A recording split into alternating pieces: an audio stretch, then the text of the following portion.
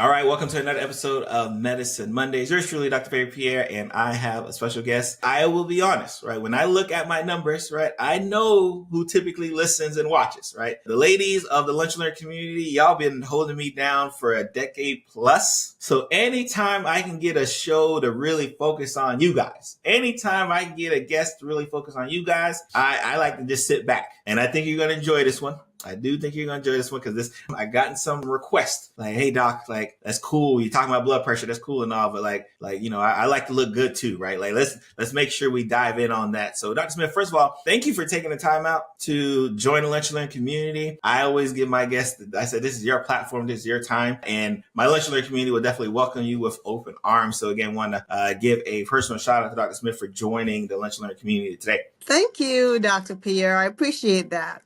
I truly appreciate that. We'll put your bio in our description, but I can tell you most, especially my podcast listeners, they zoom right past that. So if you can give just a little bit introduction of who Dr. Smith is, and we'll start, like I said, we'll start getting into your business and then talking about the journey and talking about the pivot, which I am always a big fan of, especially in our docs, of recognizing I need to make a pivot, but more importantly, when I make the pivot, how do I do it? I am a board certified obstetrician-gynecologist. I have been practicing my specialty now for 15 years. I mean, for me, I think I'm special, and I'm going to say this. Say why? I love it. I love it. I love it. You know me.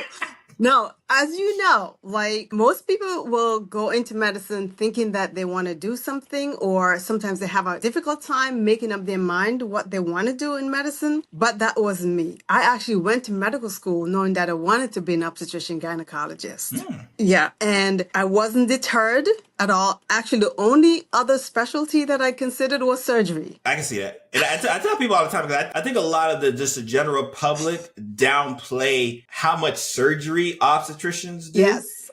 So I always say, like, y'all are some of the best specialists because you get that best of both worlds of being the surgeon, but also doing a lot of, ambulatory primary care type role as well. Yes. Ambulatory procedures. Right. So that's one thing I did learn about myself along the way, is that I do like surgeries, and I'm truly procedure driven. Right. So for me, I went into med school just knowing that I wanted to be an obstetrician gynecologist, and I just never wavered. I did consider surgery. And as a matter of fact, when I was a fourth year medical student, I was on my ER rotation, and a plastic fellow actually tried to convince me to change to plastics. She's like, oh my God, you got good hands. She's like, you wish. She's like, no, I think you're so talented. Come on, you should do plastics. I'm like, no, I really want to do OB. So You stay strong. I stayed the path. I, did my residency at Long Island Jewish Hospital in New York. I formed really great bonds with my fellow residents. We're still friends today. I even text one of them and say, hey, every time I go to New York, because I was in New York, we'd meet during the holidays for lunches and just keep in touch and support each other. So it's been like that great time. But then after residency, I moved to Houston, Texas, where I started private practice. I joined a private practice. Did you have family in Texas, or was it just no? Okay. I did not have family in Texas. I have friends, which are some of my best friends, my core group of individuals, the people who hold me down, got my back, and who always look out for me, like my primary support here. So I did not have family moving to Texas. But anyway, I joined a private practice, loved it, did great. And then about a couple years later, I became a partner in the practice. Okay. Oh, you was working. Lunch Learn community, like it takes some work, some effort to get to that partner status. So she was able to lock that down in a couple of years. So I should already kind of tell you the type of drive this physician had, because it definitely takes some work to get where she gets that. No, as quickly as she got it. Yeah, it is a lot of work, because you not only have to manage patients, you're managing staff. I'm running back and forth to the hospital because I wasn't hospital employed. This was an independent private practice, right? So one partner retired, then another one moved. So then I took over the practice solely and did work with a few partners who then moved away. And then came now the pandemic. This was in 2020, walked into the pandemic, and then I became solo again. And then I worked during the pandemic, basically 24/7, couldn't really do anything, couldn't go anywhere. I was just taking care of my patients. My patients were looking to me for guidance. And, so then it was just that kind of relationship between my circle was my home, the hospital, my office. At times I did go to the grocery store to pick up fruits because I didn't like people picking up my fruit, and that was my world, right? And and as you know, this was some of the toughest time, roughest time in medicine, right? Yeah. It was just, I think it added, some of my friends and colleagues, like I feel like it almost added about 5 to 10 years of just like work time and just stress. There was so much kind of added within that short period of time that we had to deal with, especially being on the front line. Yeah, and it's hard. And then in the middle of that, I lost my father. My father passed away July 31st, 2020, right? So I worked through the pandemic and just really burn out because I was just working 24/7. And even before then, I actually started a small aesthetic practice along with my OB practice back in 2018. So I had been doing aesthetic medicine also along with, core obstetrics and gynecology. But during the pandemic, you couldn't really do that because, Right. That's not the focus. We've got to take care of patients and keep people alive. So then when things started to get a little bit better in like mid 21, I just said, I have to figure something out. I have to. I love OB. I love my field, but things have changed so much in medicine since I started practicing that. And compound with just the whole pandemic and just the burnout of pandemic, I felt like I needed to make a change and make a pivot. Was there any voices at that time where like, come on, Dr. Smith, you've been doing this for so long, your patients love you, the hospital needs you, like were there any voices either internally or even maybe even like externally saying like, I don't know if you should make that switch. I don't know if you should make that change, like when you were kind of going through that process? Yes. And actually even my mentor from residency, he's like, please just don't walk away from OB. He's like, at least do locums and keep your skills, right? They always want us to keep our skills. Yes, they always want us to keep our skills, right? So then initially started, I'm just going to not do OB. I'll just outpatient GYN, some surgeries, and, continue to grow my aesthetic practice. And then within a month to 2 after I made that decision, it was like, I think I'm just gonna close my practice and transition to locums and still work on my aesthetic practice. So then that's what I did. So then about a year ago, I started transitioning my patients out of private practice, help them find, other physicians and just kind of, help them navigate, On to the next. What were those conversations like with your patients? They were hard. They were hard. They were like, some were like, oh my God, I'm so glad I'm done with babies because you're the only one who's going to be delivering my babies. And I'm like, they were done. Some were like, I guess I'm just not going to have any more babies. When I talk to doctors who make a transition, make a switch, a lot of times it's the love for their patients that keeps them on 6 months longer, 1 year longer. Then they look up as 5 years longer. So a lot of times, I'd say breaking up, but kind of breaking up with your patients is usually the hardest aspect of it, right? Like, cause of course we still love what we do, but like it's our patients that really be like keeping us down a lot longer than even that we may want. Yeah, and it was, and I love my patients and I like built bonds with patients where I delivered like, their whole family and then they send their sister and their mom and their grandma and their friends and their nieces and, so that was hard. That definitely was hard. But I did transition to locums and also still practice aesthetics. So I have a small aesthetic practice that I'm, building and growing. And for locums, I still feel like, and I still know that I'm giving back to my community. And this is why. Let me tell you, I walked into locums not knowing what the need was. It is ridiculous ridiculous, the need for OB in obstetrics in this field. And there's so many OB deserts out there. It's If you could describe for the audience when you say OB desert, because I know exactly what you mean, but if you could describe to the audience, like, what do you mean when you say like an OB desert? So I'm going to give you a perfect example. One of the places that I've been to in rural Wisconsin, when I got there, I asked, well, how many practices are around here? They're like, we're it. I'm like, okay. So where is the nearest hospital? 2 hours east or west, or 1 hour north and south?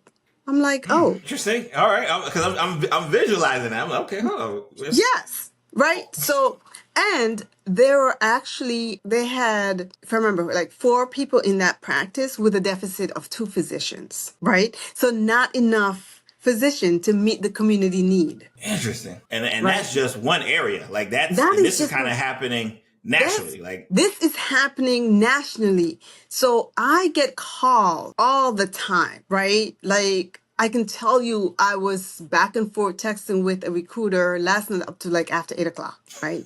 I'm actually leaving this weekend to an assignment in Wisconsin. And this hospital system, I'm going from one hospital and then I'm going to another one of their hospitals. Wow. And another one of their hospital, the OB unit closed. So, wow. yes. Yeah, the OB unit closed. So that 2-hour window where people were going now becomes 2.5, 3 hours. Wow. Okay. Yes, there's such a need and not enough doctors and such a deficit. When you do the locum, because obviously you're in phase, right? You're building up the aesthetics.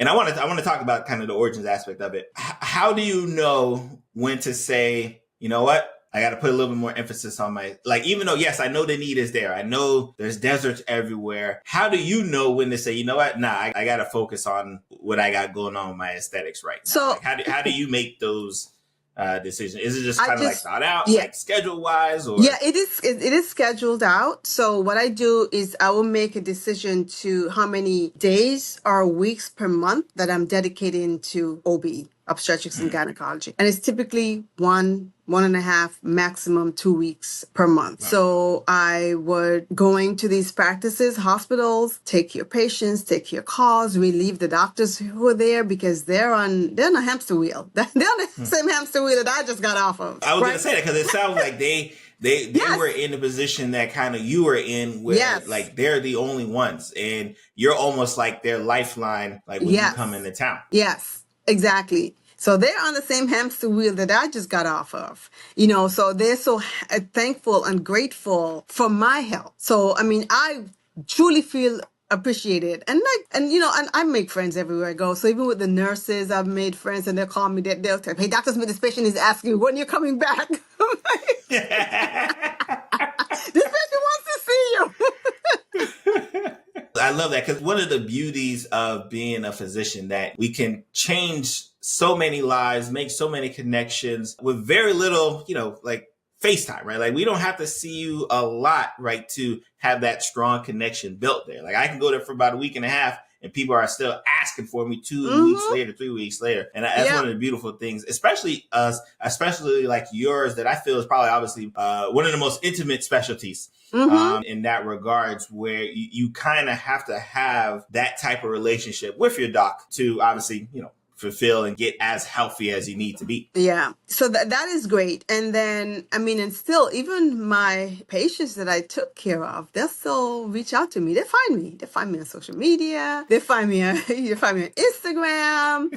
They'll, with my aesthetic website, they'll take the number, they'll text me, hey, Dr. Smith, and especially like now, even navigating this climate I live in Texas, and we know like across the country we have this overthrow of Roe versus Wade, right? Definitely. And I'm no obstetrician-gynecologist. I take care of patients. Patients will still reach out to me with issues of that, requiring trying to navigate help, trying to navigate this climate. Especially, and you live in Texas too. I'm in Florida, so I can already, I live in Florida, right? So I can't, and that's the side that I don't think gets talked about a lot, especially you guys' specialty, that when you have these political decisions that get made that now affect the relationship that you have one-on-one with your patient. And that's why I stress all the time, like, even as physicians, like we have to at least be politically aware because of the Yes. amount of people who make decisions, unfortunately, You on our cannot. behalf. How do you not be? It's not possible. Now, It's let not me ask you a possible. question, especially, and I want to get into your business a little bit, right? Because I Mm-hmm. know even when you were in practice, you know that, oh, you know what, I have my aesthetics, right? I'm doing it. And again, especially for my lunch learning community members, obstetricians are surgeons. I don't know. I Mm-hmm. know people always think about just in delivering baby. Y'all do a lot of surgery. We So do. for me, it doesn't even shock me that like you would do aesthetics and just because like that's a lot of procedural based. But even as a surgeon, was there things that you had to learn going into that field? Like what was like, how was that transition for you when you're doing your OB, you're doing your GYN, but you say, you know what, I want to start doing some aesthetics. And was that something of a love that you kind of had that you kind of put to the side, or was that something that just kind of grew during your training or your practice? Okay, so I've always liked the beauty industry. Okay, so I think if I remember correctly, my first encounter with any type of spa services was I was a teenager. I was like 15 years old or something like that, or younger. Okay. And let me tell you how this started. So my sister had acne. I never had acne. I'm not The acne lucky prone. sister. Right. So then my parents took her she went to see the dermatologist and they said a part of her treatment is like just to get facials to help, manage her acne, with a good skincare regimen, all that good stuff. So she was going for facials. I'm like, oh, why can't I go? So then Why not? Like I should go too. Hey, she going, I want to go too. they're like, well, you don't need to go. They looked at me like I was crazy, but I wanted to go. So then they did. They allowed me. Like I would get it like on a birthday, special event, fine, you can go. So, and then that's how it started. I still remember, I see it where I used to go. And this started in Antigua because I'm from Antigua. I'm from Antigua, a small twin island nation in the Caribbean called Antigua and Barbuda. And there's this little spot that we used to go to. It was a day spa to get our facial treatment. And then I continued to do it like regularly.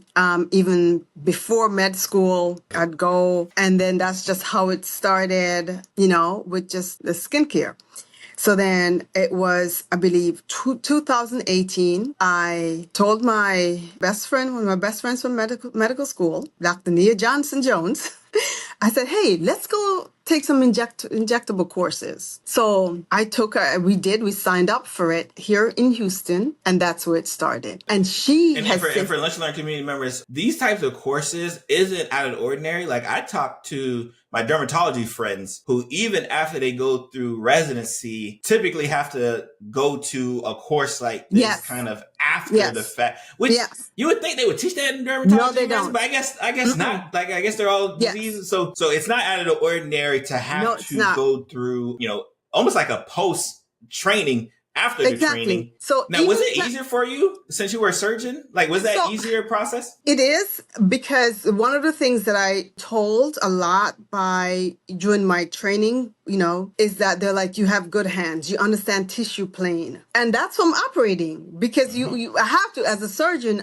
understand tissue plane, So yes, and understand really risks. Right. And even that extensive anatomy training in med school helped me. That extensive residency training helps me understand, hey, there are risks to what I do. And this is how I mitigate someone's risk. So it's not just, I take a weekend course in injectables and I go out and inject someone. No, I can't tell you how many courses and how many training I have had. So that initial one in 2018, I probably had two. 2018, 2019, I didn't do any 2020 or maybe 2021, but I did training in 2020, maybe late 2022, 2023. And I've had at least two training courses this year and probably going to end up doing one or two more this year. So, I love your story because I need people to hear that, because I think a lot of times people think it's be like, oh, just do this for a weekend getaway, and then all of a sudden, and not realize that, like, when you're going to assistants, like there's work behind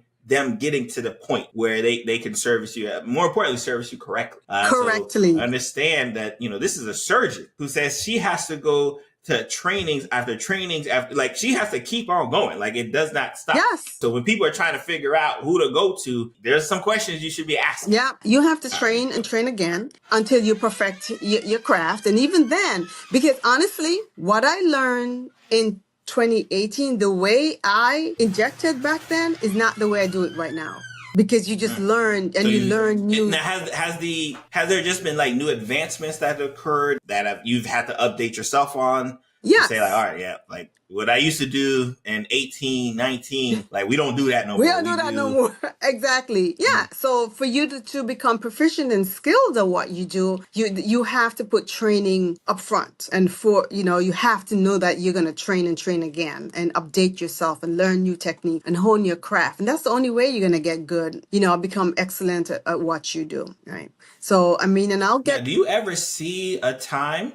Oh, sorry, go ahead. Yeah, so I will get that question a lot of times from people who may come into my inbox on Instagram about training. But yeah, you may start at a weekend course, but that's not enough. I'm going to tell you right now. It's not enough. It's not enough.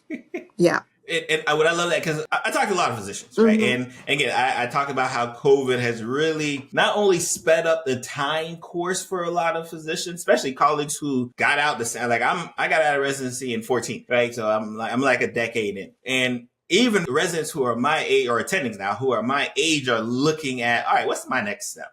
Like, I don't know if this is going to be me for the next 10, 15, like they're already, which I love. I'm biased, but I love the fact that they're looking. And so they're asking these questions. And quite often that comes up like, oh, what about, maybe I should do aesthetics. And I'm like, well, it's not like you just don't be able to do a weekend thing. Like, I think there's a lot of work for you to get to the point where you say, I'm going to do aesthetics. So I love that we keep honing in the fact that you're going to put in some work here, and it's almost like continuing medical education, right? It's yes. The education is going to continue to grow, especially with new advancements. I'm assuming there's new technology, new procedures, new equipment. Like I'll be looking, I'm like, oh, like it all looks like I'm an internist. I don't do procedures. So all of that stuff looks like, out of space galaxy stuff to me anyways. So I'm like, oh, I just admire from afar, what y'all do. So that's why I love that you're kind of honing in the fact that it's a lot of work. It's a lot of work. It continues to be a lot of work. But I love doing it. Now I got to ask a question. Like, do you ever see yourself to the point where, hey, locums recruiter, like I'm good, like I'm gonna just do this thing right here, or is that itch for doing gynecology like something that you don't feel like you'd be able to get rid of? I can't answer that question, right? Because I don't know. Because I just have to practice OB. I don't know, or maybe just what draws me to it, Sure. Maybe there'll be one day when I will completely walk away, but I haven't come to that yet. How do your aesthetic clients, how do they feel knowing that not only do you do this, but oh, I'm also like a great OB guy? Like, do they try to double dip sometimes? Hey, they may ask OB questions, or even they may ask menopausal, perimenopausal questions. And they may ask questions related to obesity, because that's another thing I've been doing, treating obesity for years. And I'm actually pursuing my board certification in obesity medicine. So that's another thing. So nice. Yeah, it's a lot. It's needed.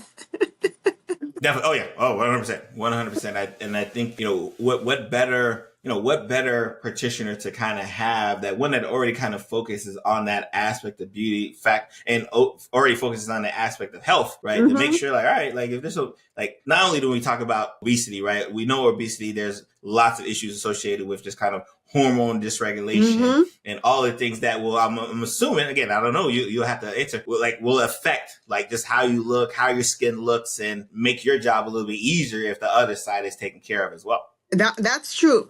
But one of the main things I'm seeing how obesity affect how I take care of patients is in the obstetrics and gynecological patients. I've seen it, how it changes. We're dealing with all of the ramification of obesity, the more difficult surgeries, the more difficult deliveries, the diabetes, the high blood pressure, the increase in preeclampsia. These patients are sick. Patients come in really sick. They test my skills at times. and even Is it because I know you go to a lot of areas where, I mean, there's not a lot of OB, so I don't know how many primary cares would also be there. Do you feel like that is connected to, like, not only the OB care there kind of just lacking because there's just without, but just even the initial preventative medicine, primary care, that takes a hit as well? Yes, it absolutely does, right? Because just exactly what you're saying, where your own colleagues, because you came out of residency when you said 2014? 14. Mm-hmm. Yes, I've been out of residency since 2009, right? And I've met OB colleagues who've been out of residency 3-4 years and are ready to pack it in, especially in this locums world.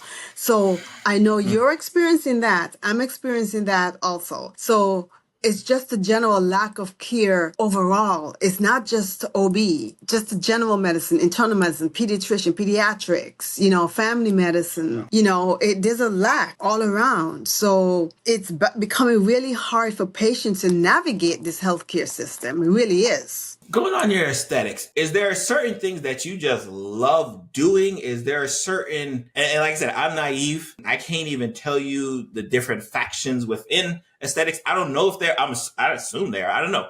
Again, I'm just, like I said, I don't know. Is there certain things that you love doing, procedurally wise, associated with aesthetics? Or is it just kind of like a basket of like, you know what? I just love every thing that kind of comes with it. So I do like just about everything that comes with it.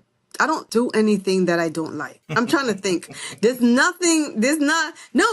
me, I don't have any procedures that I do, any aesthetic procedures that I do that I don't like or don't believe in or don't see the benefit or see how I can help someone. Because why would I do that? What would be the point of doing that? Right. That's that physician side coming out.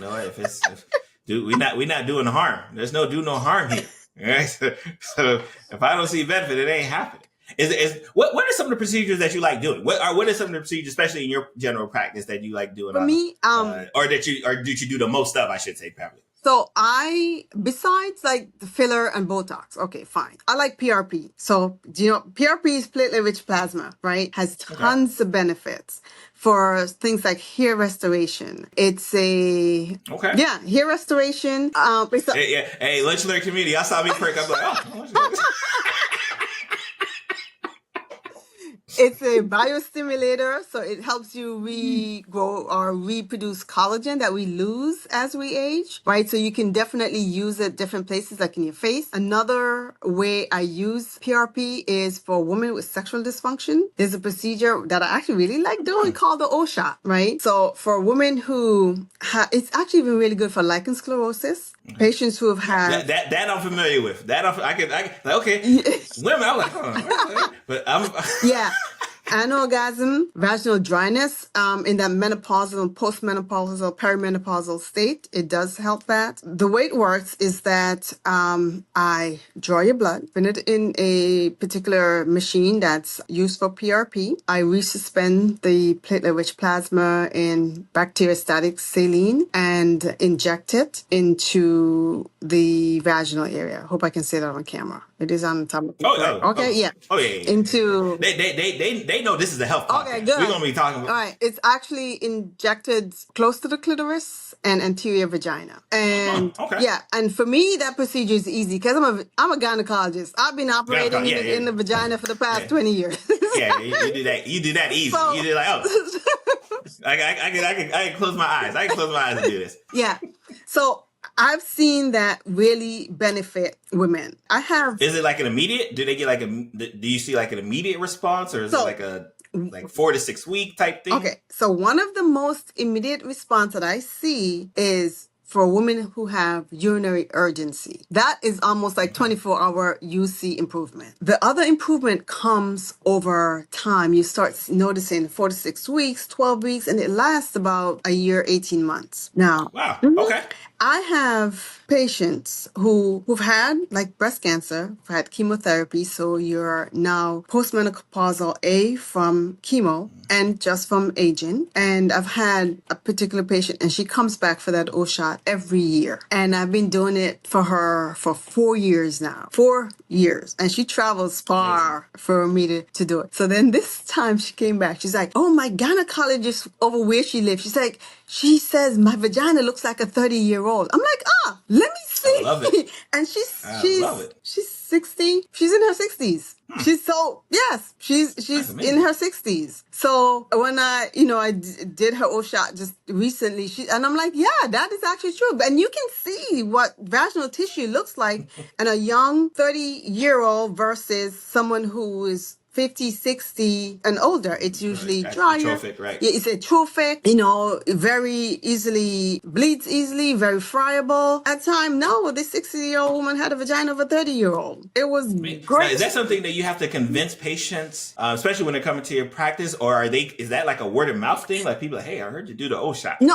Like how does a patient even know that that's something that would even benefit? I think a lot of it comes from Google. People will Google it and Google things for like perimenopausal, postmenopausal, vaginal dryness. I can't have an orgasm. I'm having difficulty with intercourse. My husband's about to divorce me. And so it usually, a lot of times it starts with like a Google search. So patients find me. They find me for that procedure. You said obviously you do like Botox. Is Botox and fillers like the bread and butter when we think about, like, if a person outside doesn't know about aesthetics, is that like the bread and butter when people think about aesthetics? Yes. Like So that's fillers? Yeah, that's kind of where most people will start with. Actually, most people will start with Botox. They'll get maybe curious about Botox, and then they'll come in for consult, and I'll tell them what I recommend. I never push anything. I just tell them, what I recommend, and what I recommend for you is what I'd recommend if you were my sister or my best friend. I don't push anything on anyone, and we come up with with a plan, and then I'll just go through the process and just make my recommendation and tell them why, and that's usually how we start. Or some will come in and think, oh, I want Botox here, here. I'm like, okay. So now I'll give them a mirror and say, tell me what concerns you, right? And they'll say, oh, well, this is this. And then I'll say, okay, well, if I do this, this replaces the tissue. I said, this is filler. If I do this and I'm lifting this muscle, that's a tox, like Botox, Xeomin, Jeuveau, so I'll educate them. So a lot of times they come in not knowing exactly what they want. They may want something, but not knowing exactly what they want. So then that's where the education comes in during the consult. Now, do you find, because you're a physician, that it makes you think differently about the procedures or what procedures you recommend? Just having that, because obviously I know you don't necessarily need to be OB-GYN to be an aesthetician. I'm almost sure I'm saying that. Aesthetician? I don't know. Pretty sure I'm pronouncing it right. Aesthetic. Like, do you find that your physician background helps, or like it doesn't really make a difference when we talk about your aesthetic practices? It helps, because when I think of anatomy and facial anatomy, and I have gone back, and I do go back and review the anatomy and know that even the vascular structure of the face is limited. It's not like the pelvis where you have anastomosis of so many vessels, right? So you have to know that if you inject and you get a vascular occlusion and you don't recognize that emergency quickly when you occlude a vessel, okay, you get problems, right? That's an emergency. And like even injecting like the nose, like I don't do filler in the nose, because you can occlude that vessel right here and cause a blindness. Oh, necrosis, probably. And necrosis. Oh, even blindness. Right? Oh, yeah. So, I didn't even think about it going that way. So I think just knowing what the emergencies are and how to handle them, because in my approach to even OB, knowing what the emergencies are, and always have to be ready for anything that happens. Just the awareness itself of what can happen, how I'd have to handle it, to me, gives me an edge. And the fact that I've dissected the face, I mean, because most people who are doing injectables, aesthetic medicine, have never dissected a face. Have never done. Yeah. So they wouldn't even know what that even. So they wouldn't even know. Now, does your practice where like you have to do a lot of the things, how does that work like in your office from a support staff perspective. How is your support staff members able to help make your job a little bit easier? Is it fundamentally different than when I think about if I have, my MA, and like from your standpoint and kind of working with aesthetics? Like, is it kind of the same process? Like, I got an assistant that does this, maybe draw this, but then everything else I kind of have to handle myself?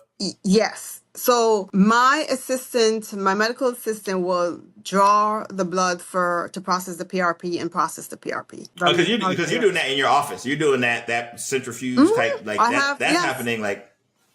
I have all the equipment. They will help me reconstitute like the tox, Botox, Jeuveau, whichever tox I'm using, and just know how to draw it up. They're not allowed to inject because they're not credentialed or certified for that. But they'll help me do that, just, generally taking care of the patient, following up, making appointments, things like that. But all the procedures, I'm the one who's doing all the procedures. Do you ever get any physicians who say, you know what, that's maybe like, it's like, I want to try to be like you. How do I do that? How do I start that? Do you ever get any physician that kind of reach out to you? Kind of want to follow your footsteps? Yeah, I've had that. So, aesthetic medicine is a different mindset than let's say taking care of an OB patient, right? Because you don't have to come. Right? You don't ever have to get Botox. You don't ever have to do a PRP procedure. But if I'm having a baby, I got to see my doctor. And even if I don't see my doctor, trust me, when I go into labor, I'm going to see somebody, right? Because I'm going to need some help. Yeah. Right? It's not a need thing in terms of aesthetics. So I have to be mindful that you are choosing me, because there are tons of people out there, for a service that quote unquote is really elective, right? So for me, you have to approach them differently because you could have gone elsewhere, right? So I definitely pride my relationship with my clientele, my patients.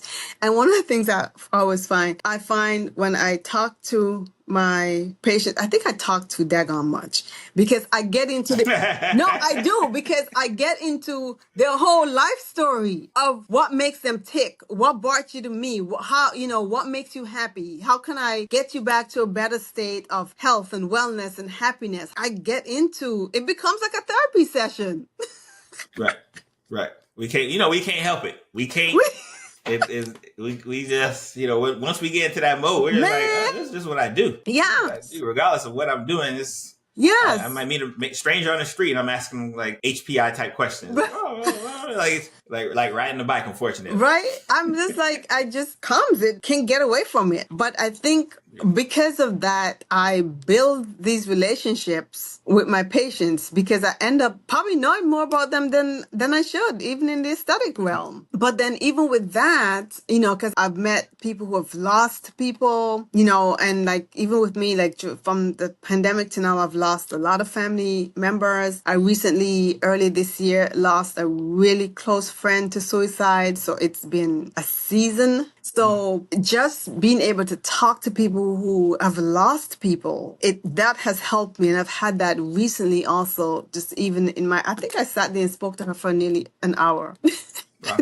Beautiful. What I love about that is, one, we don't even feel guilty about that. No, right? I don't. And I do believe that because you're doing aesthetics, you have the leeway to do that because, especially when you were the only practitioner and you might not have had an hour to talk to one person because you got a whole waiting room ready to go and you're so busy, but like at least having kind of that time freedom to be able to talk and educate and laugh and maybe tear up a little bit, I think makes a world of wonders, especially in a field where I don't want to say the results are immediate, but when I give a person a blood pressure medication, they don't recognize that it's doing well because it's not an immediate return. But I'm assuming, especially in your field where you do the procedure, they know that, hey, I'm looking great right now, or I'm feeling great right now, or I'm about to feel great in the 2 weeks. So they get that almost like it's almost instant gratification. Like yes, that's what it is. A gratification, like, oh,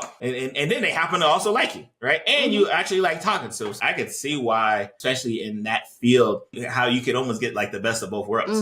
Definitely a beautiful thing there. It's been good. So just like even transitioning to locums and growing my aesthetic practice, it's been great. I sleep more now. I have more time for self-care. It's, That's funny. I'm not running on empty. I'm not That's missing beautiful. out on much, because that's getting back to life, because life happens, yeah, whether we're in the office or whether we get to enjoy it. So if you had to make a choice, you rather kind of want to enjoy the life that's happening around you. yeah, Especially, with pandemics and yeah, loss and things that are just kind of happening that don't press pause because you're inundated with so much work at work. yeah. And I absolutely love it. Now, before I let you go, where can, I know you kind of mentioned it earlier, but like, if I want to be a client, how can I be a client, or how can I follow you? Like, I think this is where I always get my dots of time, right? This is your time where I think I want you to do a little bragging on yourself. Where can people find you, follow you? Do you have anything on the horizon coming up that people should be looking forward to? Spit it out for the Lunch and Learn community audience. And remember, Lunch and Learn community members, all this information will be in the show notes. Any links she mentioned will be in the show notes. So you don't have to go write it down because it'll be there. So my aesthetic website is drsharonaesthetics.com. I am on Instagram. It is